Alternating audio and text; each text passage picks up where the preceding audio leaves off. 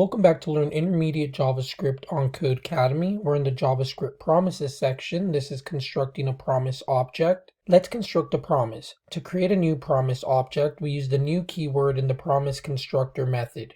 Here we have const executor function is assigned this function which takes two arguments, resolve and reject. We have const my first promise is assigned a new promise with executor function passed in.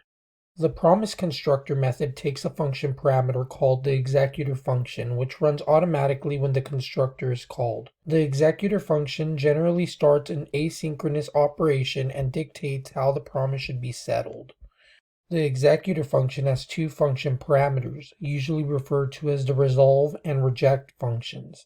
The resolve and reject functions aren't defined by the programmer. When the promise constructor runs, JavaScript will pass its own resolve and reject functions into the executor function. Resolve is a function with one argument. Under the hood, if invoked, resolve will change the promise's status from pending to fulfilled, and the promise's resolve value will be set to the argument passed into resolve. Reject is a function that takes a reason or error as an argument. Under the hood, if invoked, reject will change the promise's status from pending to rejected, and the promise's rejection reason will be set to the argument passed into reject.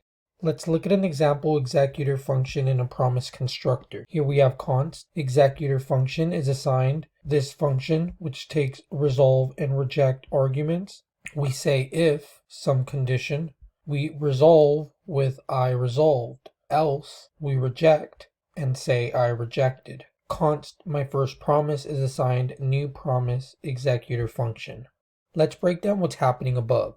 We declare a variable my first promise. My first promise is constructed using new promise, which is the promise constructor method. Executor function is passed to the constructor and has two functions as parameters, resolve and reject. If some condition evaluates to true, we invoke resolve with the string I resolved. If not, we invoke reject with the string I rejected. In our example above, my first promise resolves or rejects based on a simple condition. But in practice, promises settle based on the results of asynchronous operations. For example, a database request may fulfill with the data from a query or reject with an error thrown. In this exercise, we'll construct promises which resolve synchronously to more easily understand how they work. Our instructions say, you'll be writing your code in the code editor, but we won't be running it until the final step. To check your code for a step, you can press the check work button. We're going to create a promise representing ordering sunglasses from an online store. First, create the function myExecutor. Later on, you'll pass this function into the promise constructor. Here we have myExecutor should have two parameters, resolve and reject. Check if the sunglasses property on the inventory object has a value greater than 0. If it does, myExecutor should invoke resolve with the string sunglasses order processed. If it does not, myExecutor should invoke reject with the string that item is sold out. When you're ready, press the check work button, and let's do that now.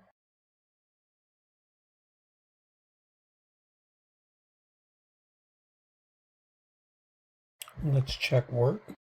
We do pass.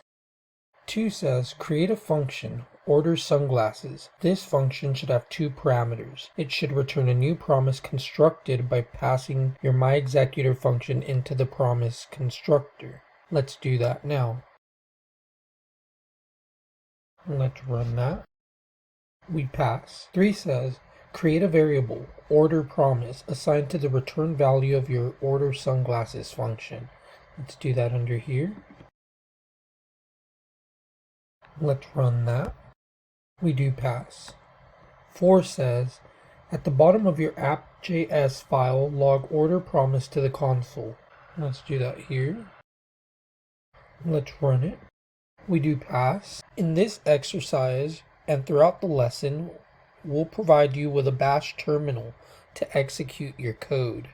To run the app.js program, you'll type node app.js in the terminal and hit enter or return. You'll be able to see the output of the program in the terminal. Let's try it. Type node app.js in the terminal and hit enter.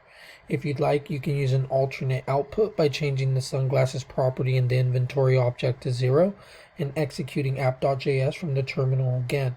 When you're ready to move on, press check work button. So let's try this out. In the terminal, we're just going to type node space app.js.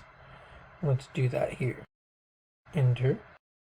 And we do get promise sunglasses order processed, which means that our promise was resolved and sunglasses order process was given out to us. Let's try changing this to 0 and try running the application again. Here promise was rejected. Item is sold out. So what we're learning here in this lesson is how we can construct a promise object. We talk about how the promise constructor takes a function parameter called the executor function, which runs automatically when the constructor is called. So when we call new promise and pass in my executor, the executor function runs automatically. And then we have both our resolve and reject, which are checked. Here we said if inventory.sunglasses is greater than 0, run this resolve, else we reject. Pay attention to those keywords. The main ones to take away from here are the new promise keywords as well as resolve and reject. You should familiarize yourself with those 3 main keywords. Make sure to try different examples on your own to really help drive home what a promise is all about. Once you do that and you feel comfortable, I'll see you in the next lesson.